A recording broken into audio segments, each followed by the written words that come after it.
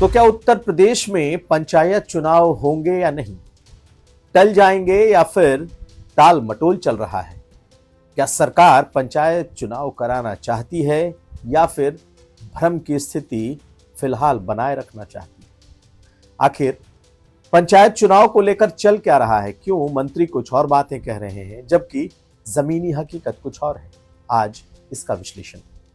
इसके अलावा यह भी जानिए कि कौन है वो मौलाना जिसने मुख्यमंत्री योगी आदित्यनाथ के खिलाफ उनकी मां को लेकर ऐसी आपत्तिजनक बातें की हैं जिसके बाद 83 एफआईआर पूरे उत्तर प्रदेश में हो चुके हैं। और तो और अब हिंदुओं के संगठन की तरफ से तरह तरह के फतवों का भी दौर जारी है।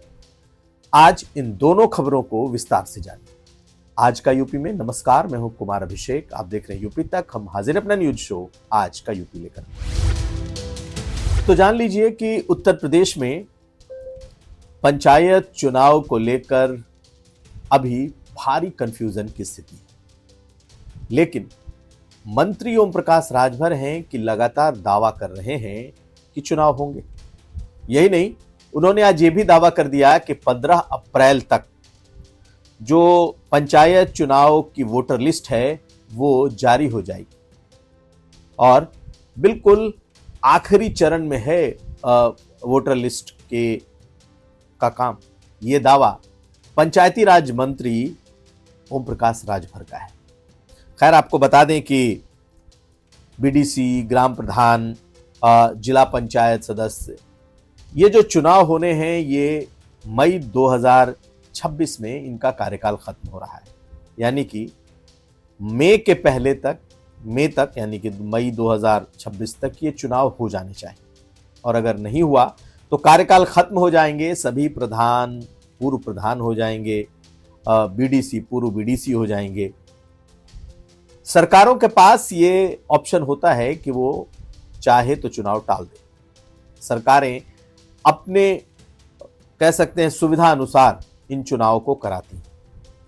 कई उनके पास हथकंडे होते हैं कि अगर उससे किसी भी तरीके से सरकार के चुनाव पर यानी कि विधानसभा चुनाव पर असर पड़ने वाला हो, कार्यकर्ताओं की नाराजगी दिख जाए, ऐसे में इसे टाला भी गया है। पहले तो कई बार टाला गया है, लेकिन इस बार का चुनाव इसलिए चर्चा में है क्योंकि मई के बाद कुछ महीने बचेंगे, 7-8 महीने बचेंगे जब विधानसभा के चुनाव होंगे।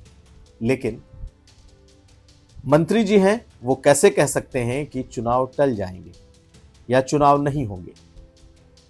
उनसे बार बार यह पूछा जा रहा है क्योंकि जो भी बीडीसी का चुनाव लड़ना चाहता है, ग्राम पंचायत का चुनाव लड़ना चाहता है, ग्राम प्रधान का चुनाव लड़ना चाहता है, सभी लोग तैयारी कर रहे हैं। और अगर किसी को यह मालूम चल जाए कि ये चुनाव अभी नहीं होंगे तो एक तरीके से गांव-गांव में इसको लेकर के एक रिएक्शन भी होगा। लेकिन तैयारी जो जमीन पर है वो नहीं दिख रही। खैर, पहले आप सुनिए वोटर लिस्ट को लेकर के क्या कहा है ओम प्रकाश राजभर ने और चुनाव होंगे या नहीं होंगे इसे लेकर क्या कहा है उन्होंने। लेकिन उनकी बातों के भी विश्लेषण को हम समझेंगे। सुनिए ओम प्रकाश राजभर। कि पंचायत चुनाव में जो भ्रम की स्थिति लोगों के मन में है, एसआईआर में सारे अधिकारी कर्मचारी लगे हैं, बोर्ड की परीक्षा, उसके साथ साथ आगे जनगणना, मतपत्र छप करके सभी जिले पर पहुंचा दिए गए हैं। 15 अप्रैल को मतदाता सूची का प्रकाशन होने जा रहा है। चुनाव अपने समय पर होगा। तो ओम प्रकाश राजभर की माने तो चुनाव होंगे और समय से होंगे। खैर, अब समय से होंगे ये तो बिल्कुल नहीं दिख रहा क्योंकि मई में चुनाव को पूरा हो जाना है। जैसा मैंने बताया कि सभी बीडीसी, ग्राम पंचायत, ग्राम प्रधान के कार्यकाल खत्म हो रहा है। उन्होंने ये कहा है कि 15 अप्रैल तक जो तय वक्त था तब तक ये जो इलेक्टोरल रोल है पंचायत चुनाव का उसका काम पूरा हो जाएगा और उसके बाद चुनाव की तैयारी होगी। लेकिन सबसे बड़ा सवाल यही है कि जिस ओबीसी आयोग का गठन होना है, यानी कि ओबीसी के उस आरक्षण का जो नया आयोग बनता है और जिस आधार पर पूरे पंचायत चुनाव का आरक्षण का रोस्टर तय होता है, अभी तक उसका गठन ही नहीं हुआ। और जब तक उस आयोग का गठन नहीं होगा, उसकी रिपोर्ट नहीं आएगी, जो आरक्षण का रोस्टर है अलग अलग क्षेत्रों का, जब तक वो पूरी तरीके से लागू नहीं होगा तब तक ये चुनाव नहीं होंगे। क्योंकि इसमें एक पेंच अदालत में भी है। एक शख्स अदालत गए थे कि भाई जब तक आयोग नहीं बना और जब तक नया आरक्षण का रोस्टर नहीं लगेगा तब तक चुनाव कैसे होगा। और सरकार ने भी कहा था कि हाँ, हम अभी इसके लिए जल्दबाजी में नहीं है और जल्दी ही हम इस आयोग का गठन करेंगे। तो जो मंत्री हैं, जो कैबिनेट मंत्री हैं, जिन्हें चुनाव की जिम्मेदारी है जिनके विभाग की, उनका मानना है कि चुनाव होंगे और 15 अप्रैल तक जो इलेक्टोरल लिस्ट है यानी कि वो जारी हो जाएगी। दूसरी तरफ आयोग बना नहीं है, इसलिए ये तो अब मान लीजिए कि जो तय समय है तब तक चुनाव नहीं होंगे, यानी कि मई और जून तक चुनाव हो जाएं, इसकी गुंजाइश कम है। तो क्या मई के बाद और जुलाई के बीच में ये चुनाव हो सकते हैं? जो आयोग बनना है, जो ओबीसी आयोग बनना है, जो उसके बारे में कहा जा रहा है कम से कम 2 से 3 महीने का वक्त उन्हें चाहिए कम से कम इस रिपोर्ट को देने के लिए और उस आरक्षण के नियमावली को लागू करने। फिलहाल वो अभी तक उसका गठन भी नहीं हुआ है। और दूसरी बात यह है कि मान भी लें कि अगर गठन हो जाए और जल्दी में रिपोर्ट भी आ जाए तो भी अब इतनी जल्दी चुनाव होता नहीं दिखता। तीसरी बात यह कि सरकार और ब्यूरोक्रेसी के स्तर पर इस चुनाव को जल्दी कराने की कोई जल्दबाजी दिखाई नहीं दे रही है। यह सही है कि सरकार की तरफ से कोई मनाही नहीं है, सरकार इसको डिनाई नहीं कर रही, लेकिन अभी सरकार की प्राथमिकताएं भी थोड़ी अलग हैं और पंचायत चुनाव में सरकारों का बड़ा रोल होता है। सरकार की पूरी मशीनरी लगती है। एक सोच ये भी चल रही है इस सरकार के भीतर कि क्यों ना इसे टाला जाए और क्यों ना इसे विधानसभा चुनाव के बाद कराया जाए। और उसकी वजह यह है कि जो तमाम कार्यकर्ता हैं उसमें से बहुत सारे कार्यकर्ता नाराज भी हो सकते हैं। बहुत सारे लोगों को टिकट नहीं मिला, अगर जिला पंचायत अध्यक्ष नहीं बने, बीडीसी नहीं बने, तो बहुत सारे कार्यकर्ताओं की नाराजगी भी हो सकती है। तो क्यों ना विधानसभा चुनाव के बाद कराया जाए। जबकि होता यह है कि जिसकी सरकारें होती हैं उनके ज्यादातर लोग चुन के आते हैं, या फिर अगर जिला पंचायत अध्यक्ष बनना हो या बीडीसी के अध्यक्ष बनना हो तो सरकार जिनकी होती है उनके ही लोग ज्यादातर बन जाते हैं, बनाए जाते हैं और उसमें तमाम तरह के खेल भी होते हैं। तो यह माना जा रहा है कि अभी सरकार दुविधा में है, कोई तैयारी नहीं दिख रही, सिर्फ इलेक्टोरल रोल की तैयारी है जो कि चल रही है, लेकिन सरकार के भीतर ऐसी कोई अर्जेंसी नहीं दिख रही कि इस चुनाव को तुरंत कराया जाए। क्या सोच है ये सरकार जाने। लेकिन एक बात जो मुझे समझ में आ रही है वो ये कि सरकार इस चुनाव को टाल भी सकती है, यानी कि विधानसभा के चुनाव के बाद भी ले जा सकती है।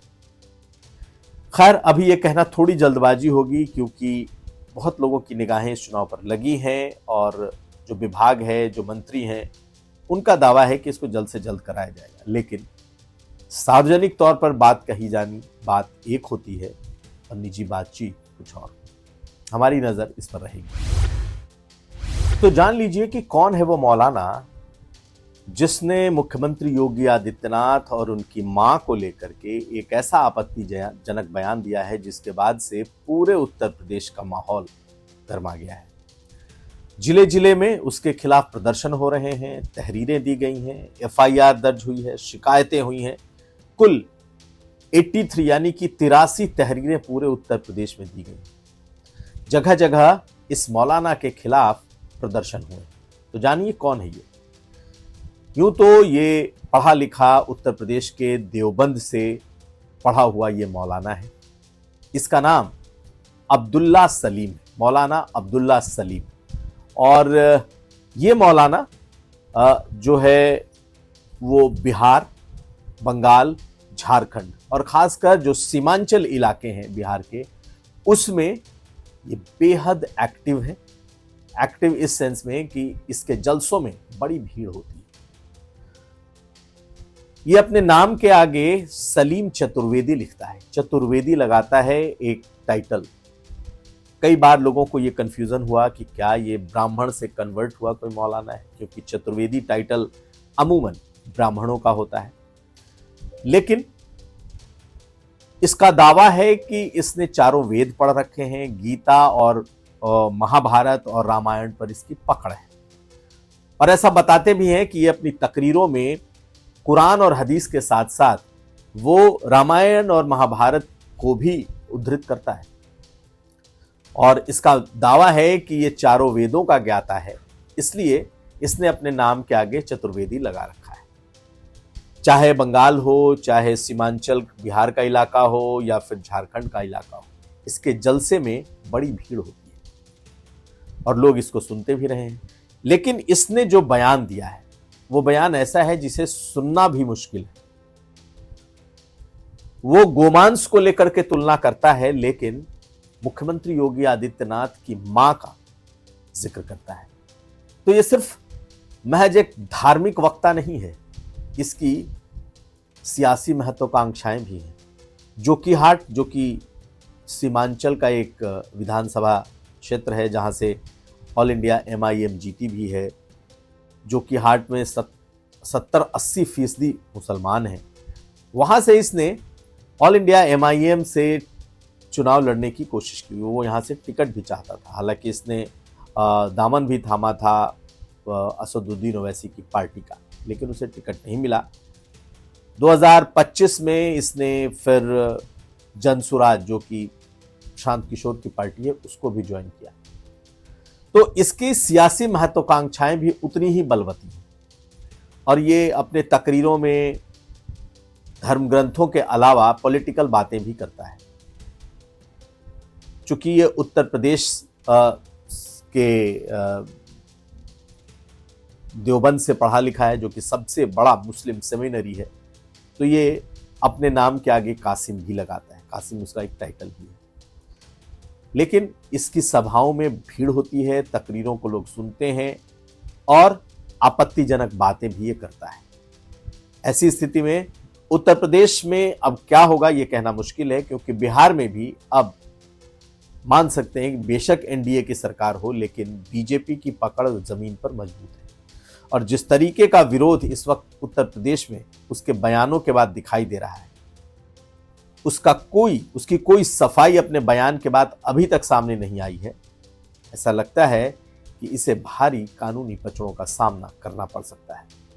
हालांकि उत्तर प्रदेश सरकार की तरफ से अभी तक इस बारे में कुछ भी आधिकारिक तौर पर नहीं आया है, लेकिन लोगों के गुस्से को देखते हुए इस मामले में बड़ी कार्रवाई की उम्मीद की जा रही है। देखना है इसमें कार्रवाई होता क्या है। तो ये था आज का यूपी। हम कल फिर हाजिर होंगे। हमें दीजिए इजाजत। देखते रहिए यूपी तक।